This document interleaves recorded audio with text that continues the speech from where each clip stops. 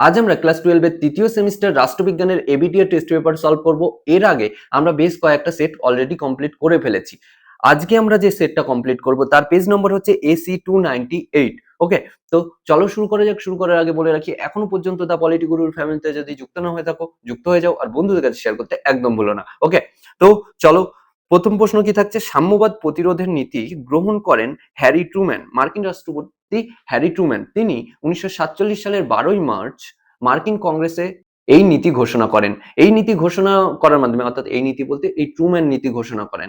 এই ট্রুম্যান নীতি ঘোষণার মাধ্যমে গ্রিস এবং তুরস্ককে সাহায্য প্রদান করার কথা বলেন, এবং এই সাহায্য করার মেন উদ্দেশ্যই ছিল গ্রিস এবং তুরস্কের ওপর থেকে সাম্যবাদ বা সোভিয়েত ইউনিয়নের যে প্রভাব, সেই প্রভাব বিস্তার ঠেকানো। ওকে, নেক্সট, 2, ব্রিঙ্কম্যানশিপ অফ ওয়ার কোন ঘটনাকে বলা হয়? ঠান্ডা লড়াইকে, তাই না? 3, ঠান্ডা লড়াইকে গরম যুদ্ধ কে বলেছেন? গরম যুদ্ধ বলেছেন ফ্রিডম্যান। এটা বইতে দেওয়া রয়েছে। ওকে, দেখো, তোমরা অনেকে প্রশ্ন করবে বা বইতে পাবে যে ফ্রিডম্যান তো যুদ্ধের এক নতুন কৌশল বলেছেন ঠান্ডা লড়াইকে, তবে তিনি আবার গরম যুদ্ধও বলছে। কেমন একটা অমানান হয়ে যাচ্ছে না? অ্যাকচুয়ালি এক একটা বইতে এক এক রকম ভাবে দিচ্ছে এটা, যেহেতু সে পুরো কথাটা এমন বলেছিল, অর্থাৎ তার যে উক্তিটা ছিল সেই উক্তিটা এমন ছিল। ফ্রিডম্যান বলছেন যে ঠান্ডা লড়াইকে গরম যুদ্ধ না বলে যুদ্ধের এক নতুন কৌশল বলা যায়। এবার এইটাকেই কেউ ওই অর্ধেক কথা তুলে ধরছে, তুলে ধরে বলছে এটা কে বলেছে, অর্থাৎ সেই গরম যুদ্ধ ওর উক্তির মধ্যে রয়েছে, যেহেতু ওখান থেকে তুলে বলছে এই গরম যুদ্ধ বলেছেন উনি। অ্যাকচুয়ালি উনি যুদ্ধের এক নতুন কৌশল, এটা সব থেকে সঠিক হবে। ওকে, আরেকটা বিষয় এর থেকে আমরা অনেক সময় গুলিয়ে ফেলি, সেটা হচ্ছে গরম শান্তি। এই কথা কে বলেছেন? এই কথা বার্নেট বলেছেন। তো যেহেতু বইতে গরম যুদ্ধ দেয়া রয়েছে, তো আমরা মনে রাখবো যে গরম যুদ্ধ ফ্রিডম্যান বলেছে। অ্যাকচুয়ালি সঠিক নয় ওটা। উনি গরম যুদ্ধের পরিবর্তে যুদ্ধের এক নতুন কৌশল বলার পক্ষপাতী ছিলেন, কিন্তু যেহেতু বইতে দিয়েছে আমরা মনে রাখবো পরীক্ষায় নাম্বার পাওয়ার খাতিরে। ওকে, যুক্তি বলছে যে উনি বলেননি গরম যুদ্ধ, বোঝা গেল? যাই হোক, আর গরম শান্তি কে বলেছেন? বার্নেট। আশা করছি ক্লিয়ার হয়েছে। নেক্সট, 4 দাগ, বাঁদিকের সারণীর সঙ্গে ডান দিকের সারণী মেলাও। খুব সহজ। ফাল্টন বক্তৃতা কে দিয়েছিলেন? উইনস্টন চার্চিল, তাই না? তো প্রথমটা বি হবে। এই ফাল্টন বক্তৃতা দিয়েছিলেন এই উইনস্টন চার্চিল 1946 সালের 5ই মার্চ। ওকে, ন্যাটো, ন্যাটো মার্কিন যুক্তরাষ্ট্র গঠন করে 1949-এ, তাই না? নেক্সট, 3 নম্বর, the cold war a study in US foreign policy, এটা ওয়াল্টার লিপম্যানের লেখা, যেটি 1947 সালে প্রকাশিত হয়। 4, দাতাত, দাতাতের সঙ্গে হেনরি কিসিঙ্গার যুক্ত ছিলেন, তো সি, তাই তো? বিডিএসি কোথায় রয়েছে? বিডিএসি দেখো অপশন বি তে রয়েছে। নেক্সট কোশ্চেনে যাওয়া যাক। নেক্সট কোশ্চেন, 5 দাগ, বান্দুং সম্মেলনে গৃহীত নীতিগুলি ড্যাশ নামে পরিচিত? বান্দুং এর 10টি নীতি। 6, বিবৃতি এ, তৃতীয় বিশ্বের দেশগুলি জোট নিরপেক্ষ আন্দোলনে নেতৃত্ব দেয়, একদম ঠিক।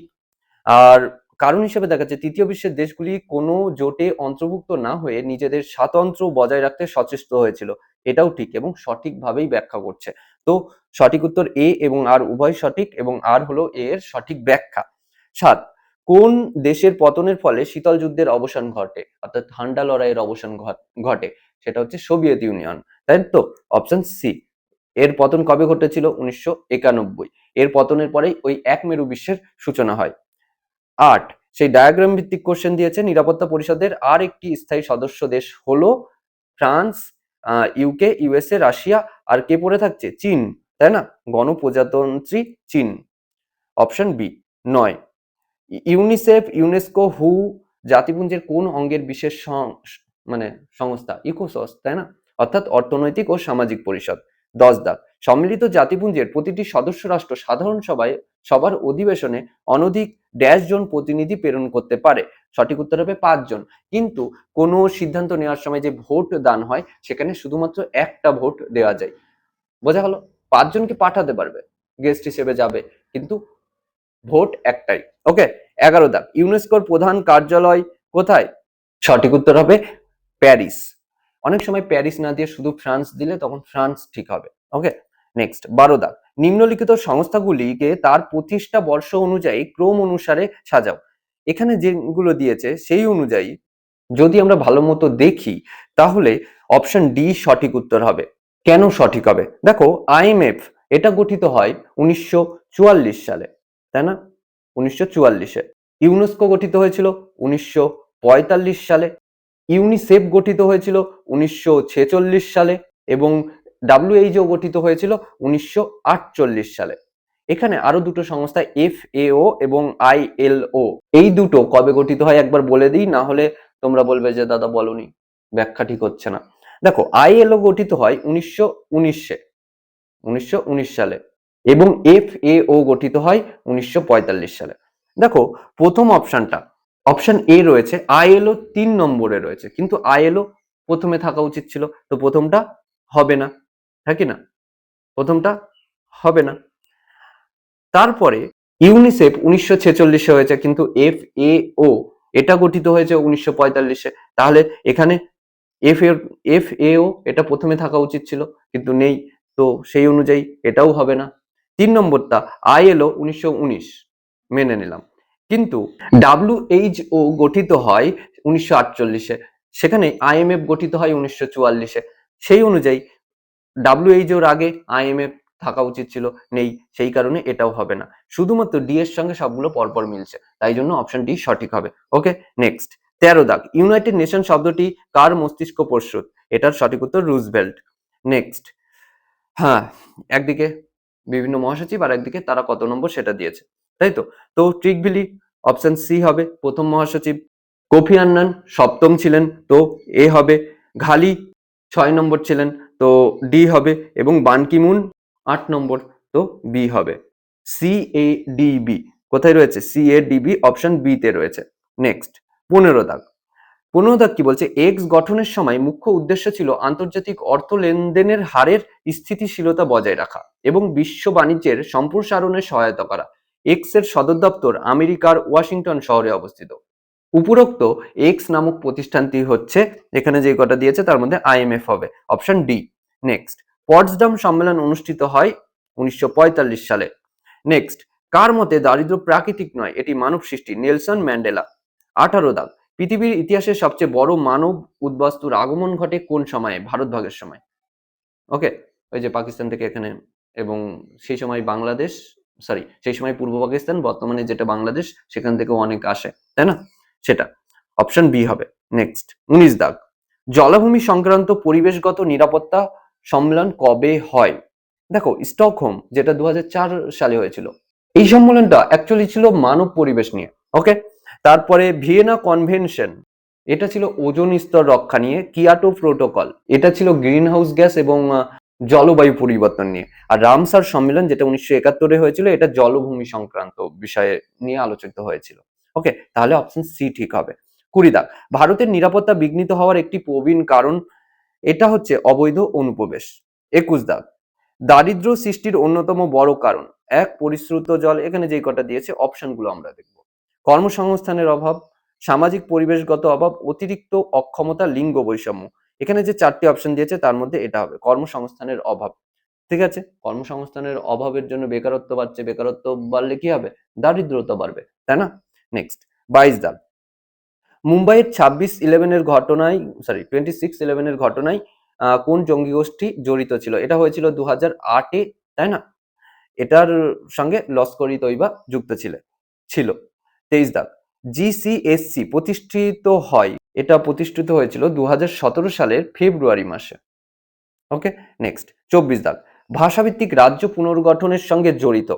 সীমান্ত কমিশন হবে না, কারণ সীমান্ত কমিশন ভারত পাকিস্তানের যে বর্ডার, সেই বর্ডার নির্ধারণের জন্য তৈরি করা হয়েছিল।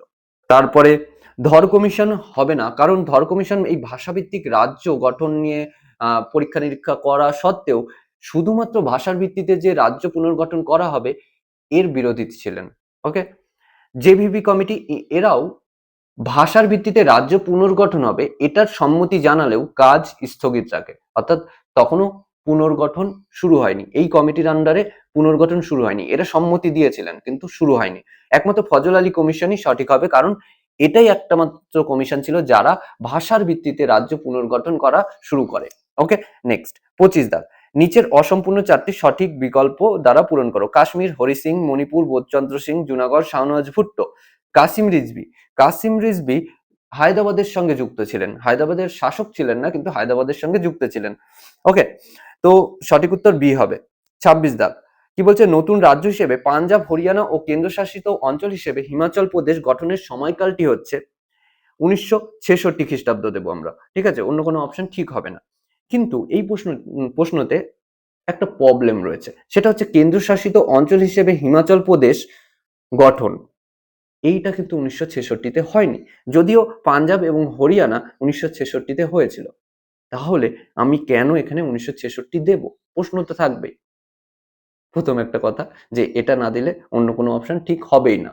ওকে, যাই হোক, তারপরেও আমরা বলতে পারি প্রশ্নটা একটু অসম্পূর্ণ, তারপরেও কিছু তো যুক্তি দেখাতে হবে। আমি দেখিয়ে দিচ্ছি কেন আমি এটা সঠিক বলছি বা সঠিক দিচ্ছি।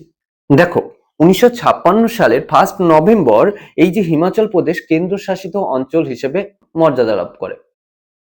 আর 1966 সালের 1 নভেম্বর সেই পাঞ্জাবকে যখন বিভাজন করা হচ্ছে, পাঞ্জাবের ওপর দিকে যে পাহাড়ি অঞ্চল ছিল সেগুলোকে এই হিমাচল প্রদেশের সঙ্গে যুক্ত করা হয়। সেই কারণে এটা আমরা সঠিক দিতে পারি, যেহেতু সেই সময় কিছুটা ওর সঙ্গে অ্যাড হলো, পাঞ্জাবের কিছু অংশ গিয়ে কোথায় অ্যাড হলো, হিমাচল প্রদেশ পাহাড়ি অঞ্চল, হিমাচল প্রদেশের সঙ্গে যখন যুক্ত হলো এই সময় অন্য একটু কাজ তো হলো, সেই কারণে আমরা এটা সঠিক দিতে পারি। এবং এই হিমাচল প্রদেশ পূর্ণ রাজ্যের মর্যাদা পায় কবে? 25শে জানুয়ারি 1971-এ। ওকে, যাই হোক, 27 দাগ কোন 3টি দেশীয় রাজ্য ভারতে যোগ দিতে অস্বীকার করে? কাশ্মীর, জুনাগড়, হায়দ্রাবাদ। 28 দাগ হায়দ্রাবাদ ভারতভুক্তি হয়েছিল 1948, আনুষ্ঠানিক কবে হয়? 1950-তে, তাই না? 26শে জানুয়ারি। 30 ভারত কবে রাজনৈতিক দল সাংবিধানিক প্রতিষ্ঠা লাভ করে?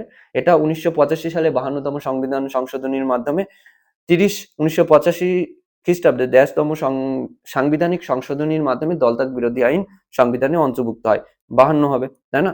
তো সঠিক উত্তর অপশন ডি। এই যে দলত্যাগ বিরোধী আইন সংবিধানে যুক্ত করা হয়, এই কারণেই কি হয়, রাজনৈতিক দলগুলি সাংবিধানিক স্বীকৃতি লাভ করে। ওকে, 2খানা 30 চলে এসছে, তাই না? হয়তো এই চ্যাপ্টারে আমরা এক্সট্রা কোশ্চেন পড়বো, একদম নয়, এইটা হবে 29 দাগ। ওকে, এটা 30 দাগ নয়। নেক্সট কোশ্চেন 31 দাগ রাজনৈতিক দল সম্পর্কে যে শাস্ত্রে আলোচনা করে তা হলো অপশন এ স্ট্যাসিওলজি। ওকে, নেক্সট 32 দাগ এক্স রাজনৈতিক দলটি সুভাষচন্দ্র বসু প্রতিষ্ঠা করেন, এই রাজনৈতিক দলটির প্রতীক চিহ্ন হলো সিংহ, এক্স রাজনৈতিক দলটির নাম হচ্ছে ফরওয়ার্ড ব্লক। ওকে, 33 দাগ রাজনৈতিক দল আর একদিকে প্রতীক চিহ্ন দিয়েছে, জাতীয় কংগ্রেস হাত, সিপিআই এম কাস্তে হাতুড়ি, তারা বিজেপি পদ্ম, সিপিআই এটা হচ্ছে কাস্তে এবং ধানশিস। ওকে, নেক্সট 34 দাগ 123 চুক্তি স্বাক্ষরিত হয় 2005, 2008, 2010, 2012। আমরা সেই আগের সেটগুলোতে আলোচনা করতে গিয়ে বলেছিলাম যদি আমরা 2008 পাই তবে আমরা 2005 বা 2007 কিচ্ছু দেব না, আর যদি আমরা 2008 না পাই তখন আমরা 2007 দেব, আর যদি 2007 বা 8 কিছুই না পাই তখন আমরা 2005 দেব। কেন বলেছিলাম মনে আছে? আশা করছি মনে আছে, আলাদাভাবে ব্যাখ্যা করলাম না আমি। ওকে, নেক্সট 35 দাগ মিত্র শক্তি, সূর্য কিরণ, একুভেরিন, ইন্দ্র, আর একদিকে দিয়েছে মালদ্বীপ, নেপাল, রাশিয়া, শ্রীলঙ্কা। এখানে অ্যাকচুয়ালি কি দিয়েছে বলতো? একদিকে সামরিক মহড়া এর নাম দিয়েছে, আর একদিকে কোন দেশের সঙ্গে সেই সামরিক মহড়াটা হয়েছিল, অর্থাৎ ভারতের সঙ্গে কোন দেশের হয়েছিল সেই দেশের নামটা উল্লেখ করতে বলেছে। সামরিক মহড়া বলতে অ্যাকচুয়ালি বিভিন্ন দেশের সঙ্গে আমরা অনেক সময় কি করি, ওই দেশের সেনাবাহিনীর সঙ্গে একটা খেলা খেলি, কিরকম যুদ্ধ খেলা, অরিজিনাল যুদ্ধ না, জাস্ট প্র্যাকটিসের জন্য যুদ্ধ খেলা করি, সেগুলোকে আমরা সামরিক মহড়া বলতে পারি। ওকে, তো এই যে মিত্র শক্তি এই মহড়াটা হয়েছিল ভারতের সঙ্গে শ্রীলঙ্কার। ওকে, তো প্রথমটা ডি হবে। আর সূর্য কিরণ এই মহড়াটা হয়েছিল নেপালের সঙ্গে। ওকে, তারপরে একুভেরিন এটা হয়েছিল মালদ্বীপের সঙ্গে, আর ইন্দ্র হয়েছিল রাশিয়ার সঙ্গে। তো ডিবিএসি অপশন সি তে রয়েছে, তাই না? নেক্সট 36 দাগ 36 দাগ কি বলছে, ড্যাশ নীতির মাধ্যমে ভারত বাস্তববাদী পররাষ্ট্র নীতিতে পদার্পণ করেন, লুক ইস্ট পলিসি। ওকে, 37 দাগ ভারত পাকিস্তানের মধ্যে সম্পাদিত বিভিন্ন চুক্তিগুলি ক্রম অনুসারে সাজাও। তো সাজাতে হবে, কি আর করা যাবে? এখানে যেই কটা রয়েছে সেগুলো অনুযায়ী অপশন সি ঠিক হবে। কেন ঠিক হবে? দেখো, দিল্লি চুক্তি কবে হয়েছিল? দিল্লি চুক্তি 1950-এ হয়। তারপরে তাশখন্দ চুক্তি কবে হয়েছিল? এটা হয়েছিল 1966 সালে। সিমলা 1972-এ এবং আগ্রা 2001 সালে। ওকে, তো সেই অনুযায়ী ক্রম ঠিক আছে তো? নিশ্চয়ই ঠিক আছে। নেক্সট 8:30 উল্লেখিত ট্রেন পরিষেবাগুলি ভারতকে কোন দেশের সঙ্গে যুক্ত করে? এটা আমরা সেই আগে একটা কোশ্চেন এসেছিল, সেটা হচ্ছে মিতালি এক্সপ্রেস নিয়ে। তো তখনই আমরা মৈত্রী এবং বন্ধনের সম্পর্কে বলে দিয়েছিলাম। কি হবে তাহলে? বাংলাদেশ, তাই না? 39 শ্রীলঙ্কায় ভারত শান্তি বাহিনী পাঠায় 1987 সালে, সেই সময় ভারতের প্রধানমন্ত্রী কে? রাজীব গান্ধী। নেক্সট 40 ভারত ও পাকিস্তানের মধ্যে কার্গিল যুদ্ধ হয় 1999 সালে। তো অপশন ডি। তো শেষ হলো আজকের সেট, তাই না? তো আজকে এই পর্যন্তই, সঙ্গে থাকার জন্য ধন্যবাদ। আর হ্যাঁ, এখনো যদি পরিবারে যুক্ত না হয়ে থাকো, সাবস্ক্রাইব করে যুক্ত হয়ে যাও। আর বন্ধুদের সঙ্গে শেয়ার করতে একদম ভুলো না। বন্ধুদের কাছে শেয়ার করা বাধ্যতামূলক। বাধ্যতামূলক বলতে আমার আবদার তোমাদের কাছে। তোমরা শেয়ার করলে তারাও কিছুটা উপকৃত হবে, আর আমাদের পরিবারটাও অনেক বড় হবে, তাই না? তো যাই হোক, আজকে এই পর্যন্তই, সঙ্গে থাকার জন্য ধন্যবাদ। আর হ্যাঁ, একটা কথা তো বলাই হলো না, সেটা হচ্ছে তোমাদের যদি কোনো ডাউট থাকে নিশ্চয়ই আমাকে জিজ্ঞাসা করবে, কমেন্ট করে জিজ্ঞাসা করবে, আমি নিশ্চয়ই উত্তর